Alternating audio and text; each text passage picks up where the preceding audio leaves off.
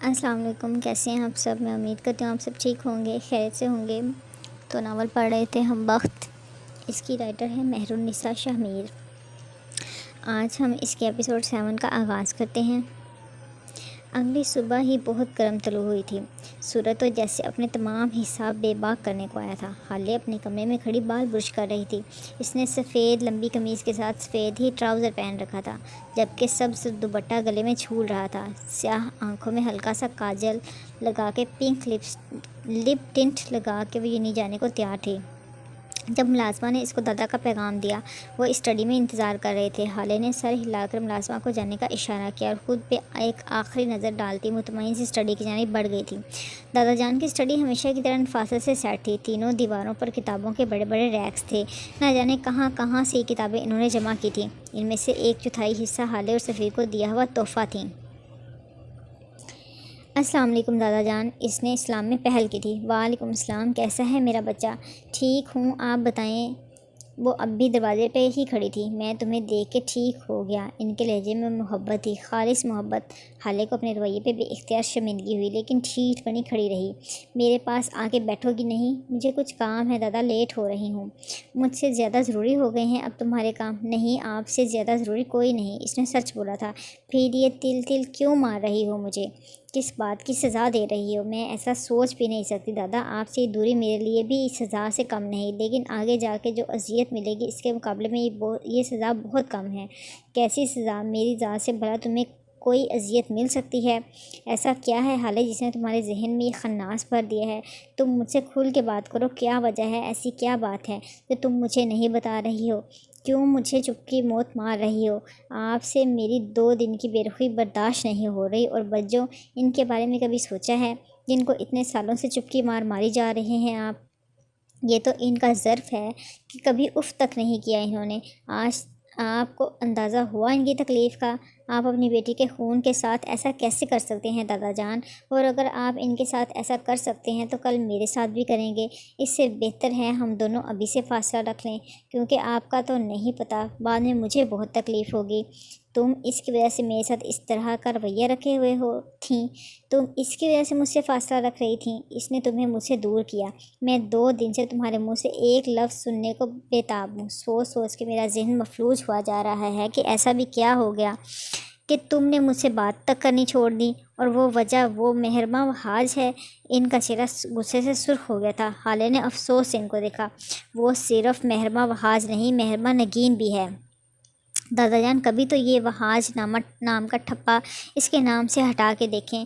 وہ آپ کی نگین کا خون ہے، اس کا حق ہے آپ کی محبت پہ۔ کیوں کسی کا حق مار رہے ہیں آپ؟ ایک بار، بس ایک بار ان کے سر پہ ہاتھ رکھ دیں، وہ آپ کو کبھی مایوس نہیں کریں گی، وہ وحاج نہیں بنیں گی۔ وہ اب ان کے پاس رکھی کرسی پہ آ کے بیٹھ گئی تھی۔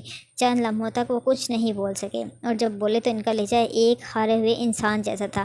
میں اس کو جب بھی دیکھتا ہوں وہ مجھے نگین یاد آتی ہے، جس کو میں نے وحاج کی مار کی وجہ سے ہسپتال کے بستر پر دیکھا تھا۔ اس کے بازوؤں پہ نیل تھے حالے، اس کے ہاتھ اتنے کھردرے تھے جیسے کسی مزدور کا ہاتھ ہو۔ اس کی آنکھیں، پتہ ہے اس کی آنکھوں میں کتنا کرب تھا؟ وہ بالکل سرخ تھیں، جیسے پتہ نہیں کتنی راتوں سے سوئی نہ ہو۔ ان کی آواز کانپی تھی، ان کی آنکھیں نم ہو رہی تھی، لیکن آج شاید وہ بولنا چاہتے تھے۔ اس کی گردن پہ جلنے کا داغ تھا، اس کا پورا منہ سوجا ہوا تھا۔ میں نے شاید پہلی بار اس کو اتنے غور سے دیکھا تھا۔ وہ چہرہ، نگین کی وہ حالت میری آنکھوں سے میں حفظ ہو چکی ہے۔ میں اتنے سالوں میں ایک بار بھی اس چہرے کو نہیں بھول پایا۔ وہ مر گئی، میں اس کا آخری دیدار بھی نہیں کر سکا۔ کیا تم میری اذیت سمجھ سکتی ہو؟ انہوں نے دانت پہ دانت جما کے خود کو رونے سے باز رکھا ہوا تھا۔ ان کی آنکھوں میں بے پناہ اذیت تھی۔ دادا جان، ان سب میں آپ ہی کا کیا قصور؟ وہ ان کو اس حالت میں نہیں دیکھ پا رہی تھی، لیکن اگر آج چپ رہتی تو شاید کبھی نہ بول پاتی۔ میرا کیا قصور ہے اگر مجھے اس پہ پیار نہیں آتا؟ میرا کیا قصور ہے اگر تمہیں دیکھ کے میری روح تک سرشار ہو جاتی ہے، اور جب جب اس کو دیکھتا ہوں میرا خون کھولتا ہے، مجھے لگتا ہے کسی نے میرے دل پہ پیر رکھ دیا ہو۔ مجھے کبھی اس سے نگین کی خوشبو نہیں آئی۔ وہ میرے لیے کچھ نہیں سوائے ایک اذیت کے۔ میں اس کو کیوں دیکھوں؟ جب میں نگین کو آخری بار نہیں دیکھ سکا تو اس کی اولاد کو کیوں دیکھوں؟ حالے ایک دکھ مجھے نگین کی جدائی نے دیا، دوسرا اگر تم دینا چاہتی ہو تو ٹھیک ہے۔ یوسف سلطان حاضر ہے، بتاؤ کیا سزا ہے میری تم سے محبت کرنے کی؟ بولو نہ حالے، ایک ہی بار مار دو مجھے۔ وہ بے اختیار اپنی جگہ سے اٹھی تھی اور یوسف سلطان کے سینے سے لگ گئی تھی۔ اس کی آنکھیں نم ہو گئی تھیں، وہ اپنے دادا کو اس حالت میں نہیں دیکھ سکتی تھی۔ اگر مہر کے نصیب میں اس کے نانا کی شفقت اور محبت نہیں تھی تو وہ اس کو مل جائے گی۔ اگر مہر کے نصیب میں اس کے نانا کی محبت اور شفقت تھی تو وہ اس کو مل جائے گی، لیکن وہ اب اپنے دادا کو کوئی دکھ نہیں دے گی، اس نے فیصلہ کر لیا تھا۔ آئی ایم سوری دادا جان، مجھے ایسا رویہ نہیں رکھنا چاہیے تھا۔ آئی لو یو، میں دوبارہ کبھی کچھ ایسا نہیں کروں گی، میں کبھی آپ سے دور نہیں جاؤں گی، آپ کو کبھی ہرٹ نہیں کروں گی، وہ روتے ہوئے دادا جان کے سینے سے لگے کہے جا رہی تھی۔ دادا نے چند لمحے اس کو محسوس کیا تھا، ایک سکون تھا جنہوں نے اپنی رگوں میں اترتا محسوس کیا تھا۔ بس میرا بیٹا، اب بس کر دو، اتنا مت رو حالے بیٹا، بس۔ چند لمحے بعد وہ اس کے سر کو چومتے ہوئے محبت سے کہہ رہی تھے، لیکن وہ ٹس سے مس نہ ہوئی۔ ارے نہیں، ذرا دیکھو تو تمہارا میک اپ خراب ہو گیا۔ انہوں نے اپنا آخری حربہ آزمایا تھا۔ اللہ اللہ، کیا واقعی؟ اس نے جھٹکے سے سر اٹھایا تھا۔ اف، آپ نے ایموشنل کر دیا، میں اس کو فکس کرنے جا رہی ہوں۔ کیا زیادہ ہی پھیل گیا ہے کاجل؟ اس نے جاتے جاتے مڑ کے دیکھا تھا۔ نہیں، اتنا بھی نہیں، تم تو ہر حال میں حسین ہو، بالکل نگین کی طرح۔ حالے نے بس مسکرا کے ان کو دیکھا تھا اور دروازہ کھول کے باہر نکل گئی، لیکن سامنے کھڑے وجود کو دیکھ کر بری طرح ٹھٹکی تھی۔ بجو، آپ کب آئیں یہاں؟ وہ اپنی حیرت چھپاتی بمشکل بولی تھی۔ نرگس ملازمہ نے کہا تھا، ابا نے کہا ہے میں کافی لے کر اسٹڈی کے دروازے پہ کھڑی رہوں جب تک تم اور ابا اندر ہو، جب تم جاؤ گی تب وہ مجھے اندر بلا لیں گے۔ حالے انہوں نے نہیں بلایا یار، اس کی آنکھوں سے آنسو بہہ رہے تھے۔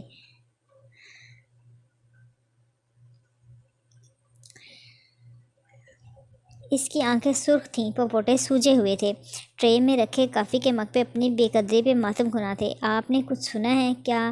اس کو پوچھنے کی ضرورت تھی، مجھے اسی لیے تو بلایا گیا تھا۔ حالے، وہ چاہتے ہی یہی تھے کہ میں سب کچھ سنوں۔ انہوں نے مجھے اسی لیے بلایا تھا تاکہ مجھے یاد دلا سکیں کہ میں کس کی اولاد ہوں، میرا خون کون سا ہے۔ میں اس شخص کی بیٹی ہوں جس نے ابا کی محبوب اولاد کو تکلیف دی تھی۔ میرا یہ گناہ نہیں معاف ہو سکتا، چاہے میں نمازیں پڑھوں، تہجد ادا کروں یا زمزم سے دھل کے آ جاؤں، میرا خون نہیں بدل سکتا۔ میں نہ جانے کس گماں میں جی رہی تھی کہ ایک دن سب ٹھیک ہو جائے گا، لیکن حالے کچھ ٹھیک نہیں ہوگا۔ آج مجھے یقین ہو گیا ہے، میں ہمیشہ باپ کی محبت کے لیے ترسوں گی، میں کبھی ابا کی محبت حاصل نہیں کر سکوں گی، کیونکہ یہ میرے بخت میں نہیں۔ اور ایک چیز ہے جس سے میں نہیں لڑ سکتی۔ اس کے آنسو متواتر بہہ رہے تھے۔ حالے کے پاس کہنے کو کچھ نہیں بچا تھا، وہ اس سب کو فکس کرنا چاہ رہی تھی، لیکن یہ مسئلہ تو مزید بگڑ گیا تھا۔ وہ ابھی آپ کو بلا لیں گے، آپ کو غلط لگتا ہے، انہوں نے آپ کو یہ سب سننے کو بلایا تھا، اس نے تسلی دینی چاہیے تھی۔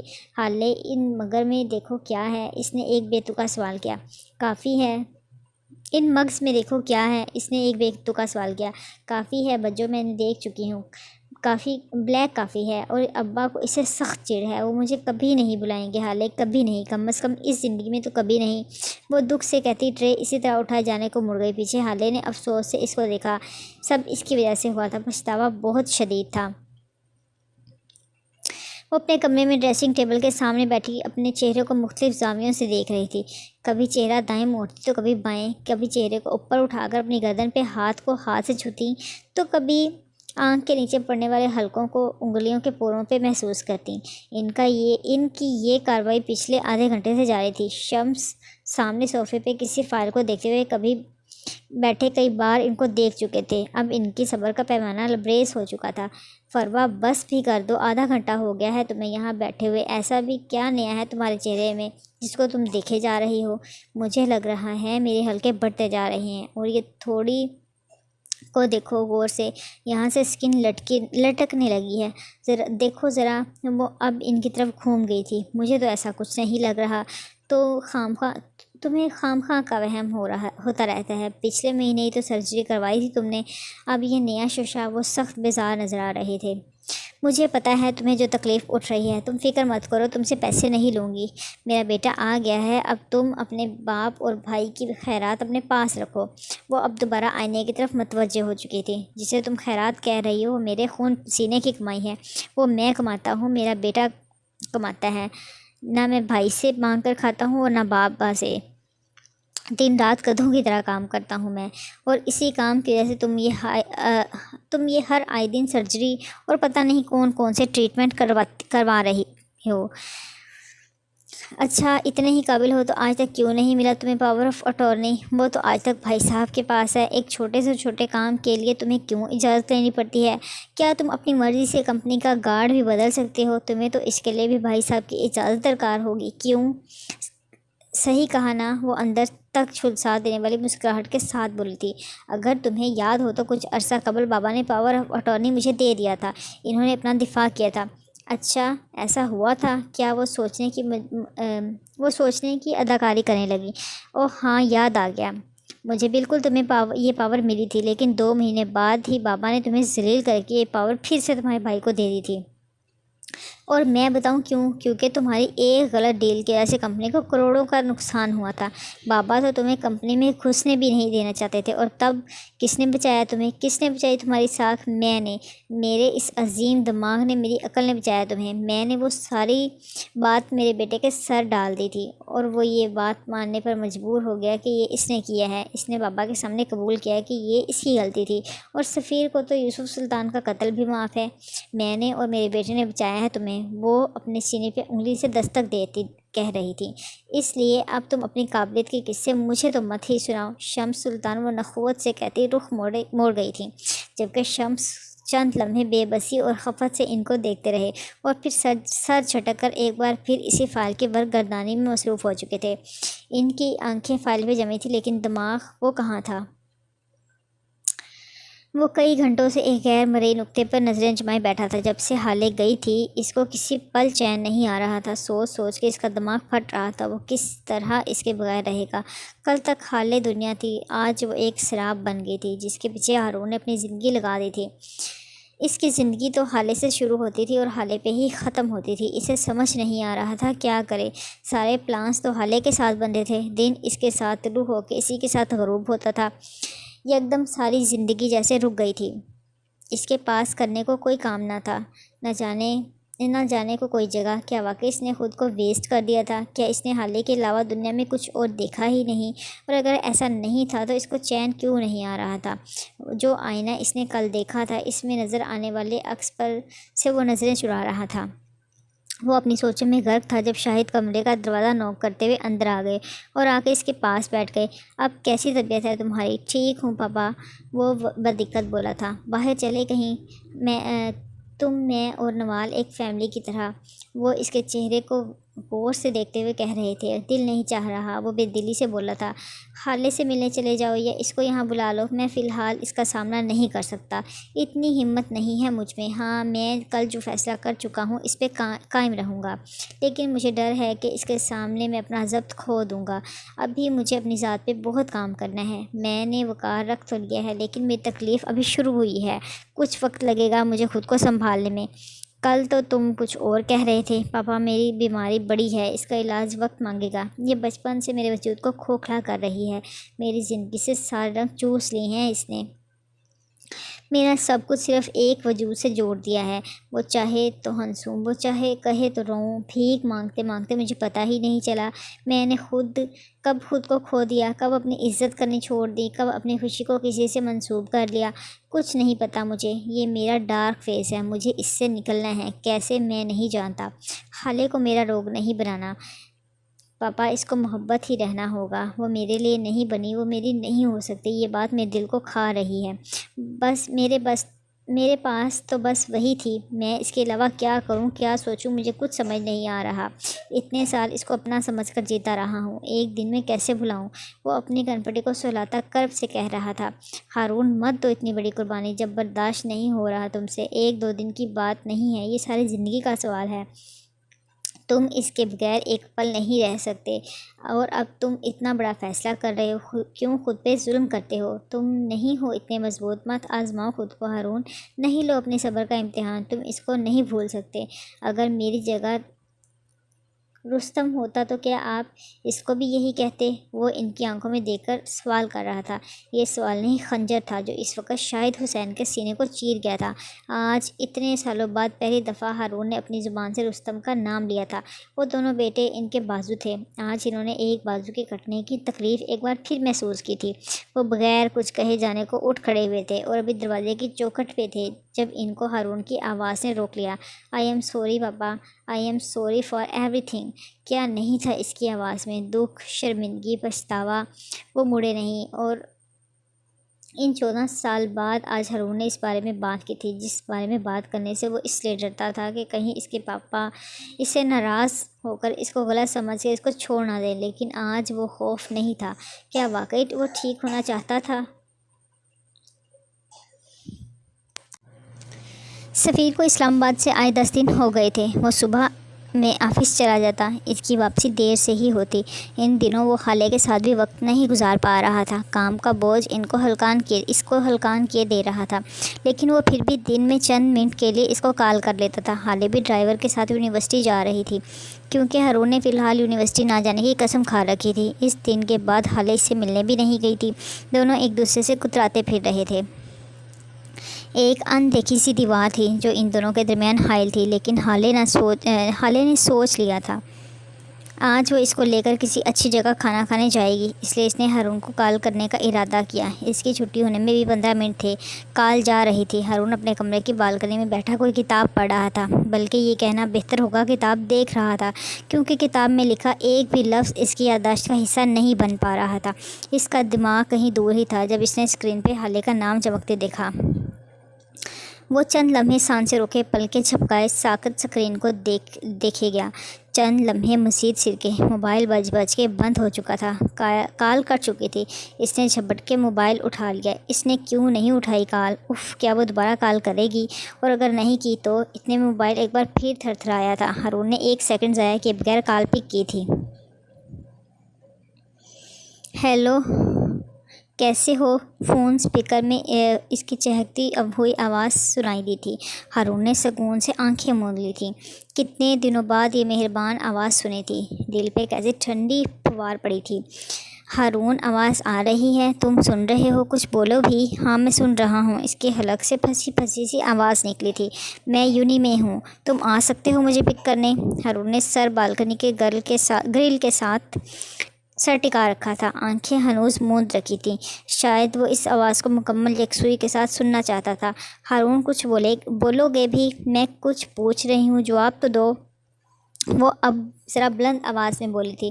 10 منٹ تک آ رہا ہوں میں۔ وہ اسی طرح آنکھیں مندے ہلکا سا بڑبڑایا تھا اور ساتھ ہی کال ڈسکنیکٹ کر دیتی۔ ہاں، وہ ٹھیک ہونا چاہتا تھا، لیکن کوئی بھی مرض ہاتھ سے کھینچ کر ناخنوں سے نوچ کر نہیں نکالا جا سکتا۔ ہر علاج وقت مانگتا ہے، روزانہ کا ڈوز مانگتا ہے۔ کسی بھی بیماری کو ایک دن میں نہیں نکالا جا سکتا، اور اس بیماری سے منہ موڑ کر تو ہرگز نہیں۔ اگر اس کو ٹھیک ہونا تھا تو اسے اپنی بیماری کو سامنے بٹھانا تھا۔ اس کو کہنا تھا کہ اب وہ مزید ہانٹ نہیں سکتی، اب وہ مزید اس کو جھکا نہیں سکتی، اب اس کو ختم کرنا ہوگا، کیونکہ اب اس کا جسم اس بیماری سے تنگ آ گیا ہے۔ اس کے جسم کو سکون چاہیے، آزادی چاہیے، اور یہ اس کا حق ہے۔ اس کا وہ حالے سے ملے گا، کیونکہ بیماری حالے نہیں، بیماری اس کے دماغ میں ہے، حالے تو دل ہے۔ یہ سلطان منزل کے لاؤنج کا منظر تھا، جہاں حسینہ بیگم سنگل صوفے پہ بیٹھی تھی اور مہرماں ان کے قدموں میں بیٹھی تھی۔ وہ اس کے سر میں تیل سے مالش کر رہی تھی، ساتھ ہی حالے کو غائبانہ صلواتیں سنا رہی تھی۔ نہ تم مجھے یہ بتا دو بس کہ کون سی لڑکیاں آئے روز باہر کا کھانا کھاتی ہیں، جو میری اس نالائق اولاد کو گھر میں چین ہی نہیں آتا۔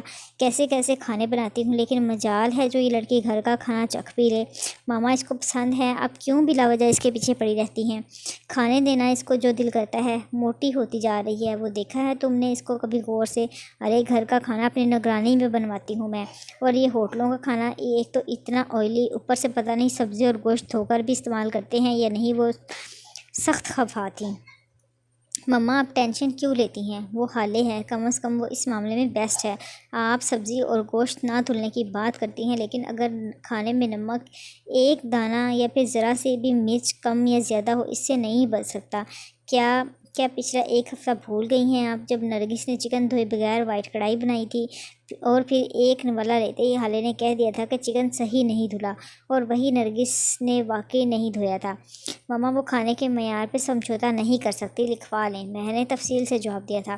کہتی تو ٹھیک ہو، بڑی ٹھیک آئیاں ہیں، کل مجھے کہتی کہ آپ سے ساری دنیا کے کھانے بنوا لو لیکن آپ روٹی نہیں بنا سکتی، آپ اس کے کنارے کچے اور موٹے کر دیتی ہیں۔ اچھا پھر کیا کہا آپ نے؟ مہر دلچسپی سے پوچھ رہی تھی۔ کیا کہنا تھا، میں نے اٹھایا جوتا اور بھاگ گئی کمبخت۔ ویسے ایک بات ہے، کہتی تو وہ بھی ٹھیک ہے، میری پھپھو مرحوم بھی جب ابا سے ملنے گاؤں سے شہر آتی تھیں تو اگر کبھی بھی میں ان کے لیے روٹی بناتی وہ فوراً سمجھ جاتی اور کہتی تھی حسینہ اللہ دشمن کو بھی تیرے ہاتھ کی بنی روٹی نہ کھلائے۔ وہ مہر کے کان کے پاس جھکی سرگوشی نما آواز میں کہہ رہی تھی، کچھ بھی ہو مجھے تو آپ کے ہاتھ کی روٹی بہت پسند ہے، مہرماں محبت سے کہہ رہی تھی۔ بھلا کوئی تمہارے جیسا ہو سکتا ہے کیا؟ تم تو جان ہو میری۔ اچھا یہ بتاؤ، یہ ہارون بھیا اس کے ساتھ گیا ہے نا؟ یہ ہارون بھلا اس کے ساتھ گیا ہے نا؟ جی ماما، مجھے تو یہی کہہ رہی تھی کہ ہارون اس کو پک کرے گا پھر واپسی پہ ڈراپ کر دے گا۔ آج آ لین دو اس کو، یہ ہارون والا قصہ بھی ذرا ختم کروں۔ اب تو شاہد نے باقاعدہ رشتہ ڈالا ہے، اب کیا اچھا لگتا ہے دونوں کا ساتھ گھومنا پھرنا۔ آج شام نوال کو چائے پہ بلا رکھا ہے میں نے اسی سلسلے میں، اور یہ بی بی اب تک کس کے ساتھ سڑکیں ناپ رہی ہے؟ پاگل کر دے گی مجھے یہ لڑکی، کسی کی نہیں سنتی۔ حسینہ آج سخت غصے میں تھی۔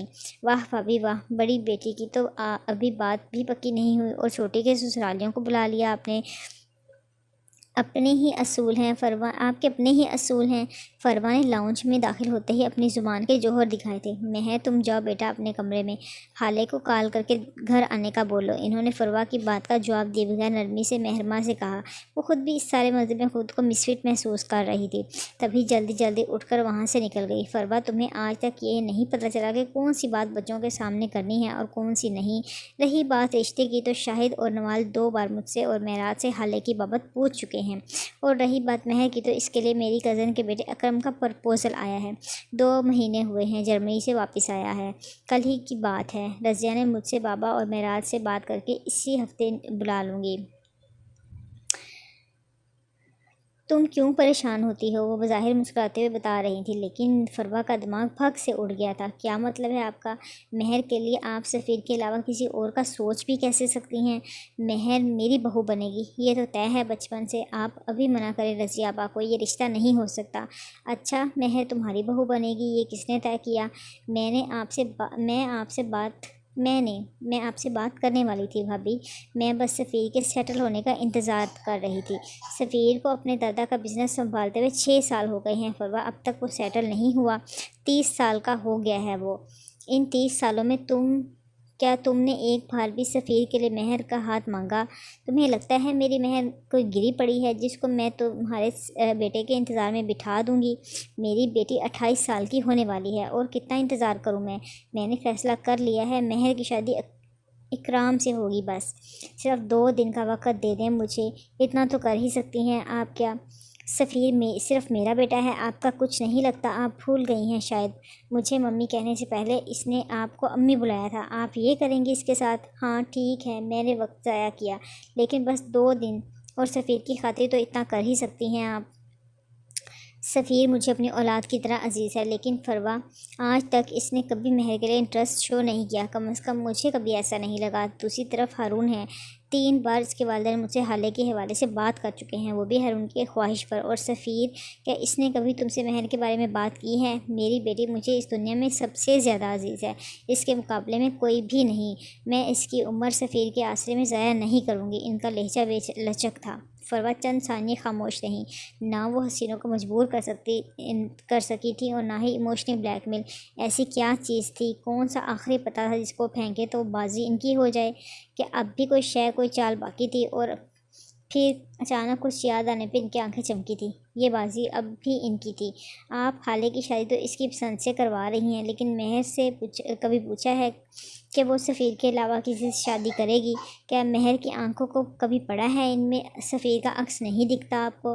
آپ خالے کے دل کا حال جان سکتی ہیں، کیونکہ وہ آپ کے وجود کا حصہ ہے، آپ کی سگی اولاد ہے، لیکن آپ مہر کے دل کا حال نہیں جان سکتی، کیونکہ آپ اس کی ماں نہیں، وہ آپ کے وجود کا حصہ نہیں۔ آپ اس پہ ظلم کر سکتی ہیں بھابھی، کیونکہ اس کی تکلیف اس کی ماں ہی محسوس کر سکتی ہے۔ مجھے آج پتہ چل گیا ہے کہ کسی کی بیٹی کو کہنے سے کوئی بیٹی نہیں بن جاتی۔ مہر کو اپنی محبت کھونی پڑے گی اور وجہ آپ ہوں گی۔ اگر اس کی ماں زندہ ہوتی تو ایسا کبھی نہ ہوتا۔ خیر آپ بلا لیں رضیہ آپا کو، میں تیاری کر لوں گی۔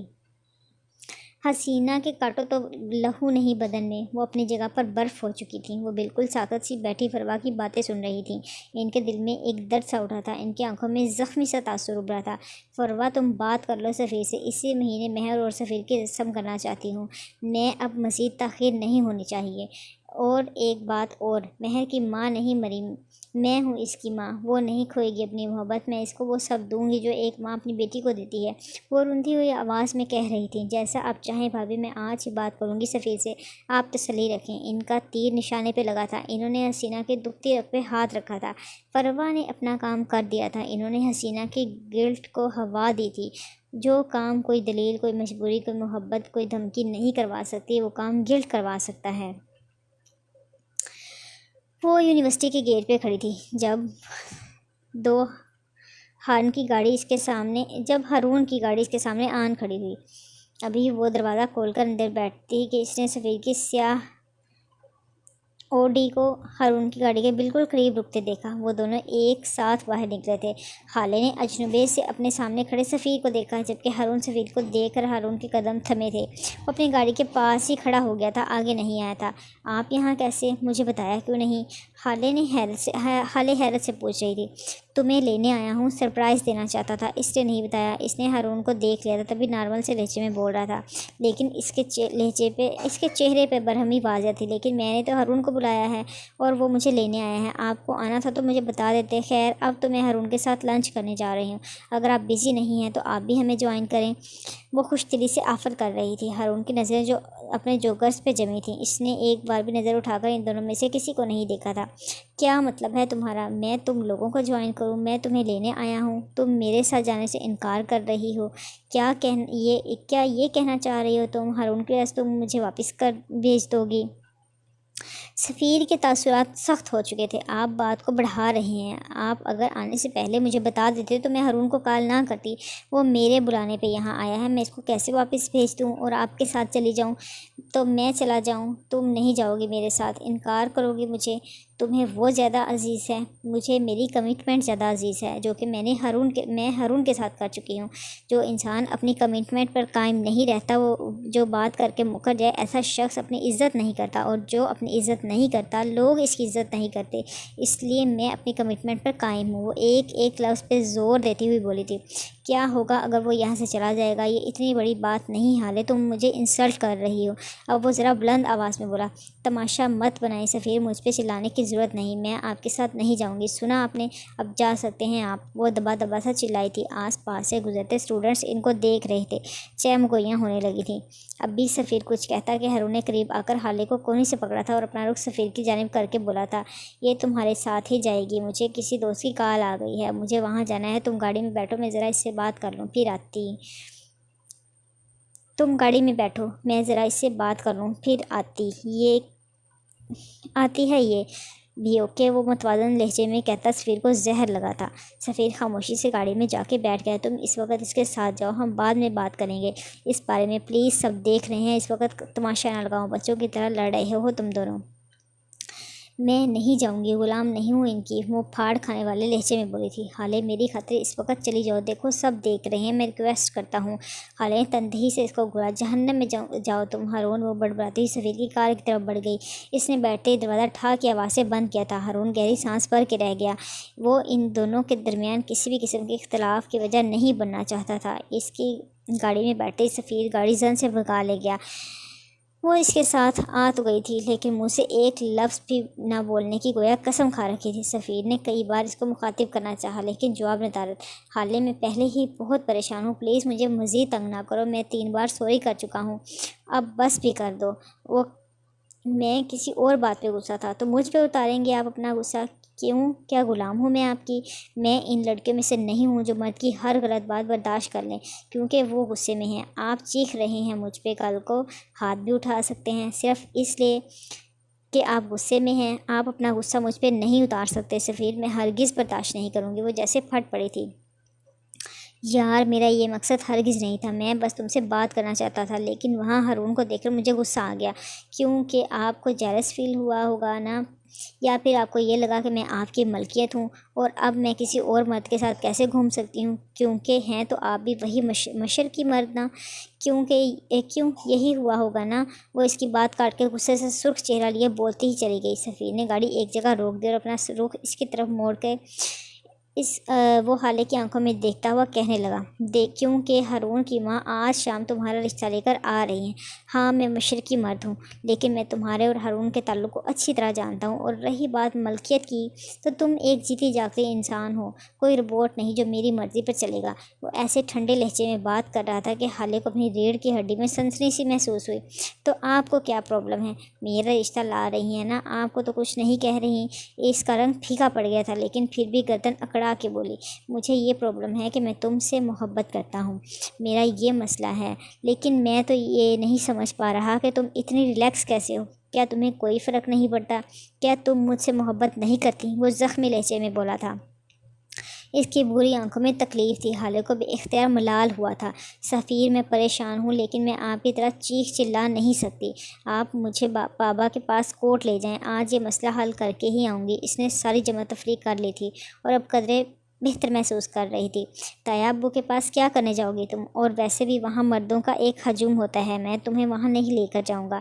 ان کو کال کرو اور گھر آنے کا بولو، اور یا پھر کسی ریسٹورینٹ بلاؤ اور ان کو۔ اب وہ گاڑی سٹارٹ کرتا ہوا کہہ رہا تھا، ابھی تھوڑی دیر پہلے تو کچھ اور کہہ رہے تھے آپ، اور اب آپ کو کورٹ کے مرد برے لگ رہے ہیں۔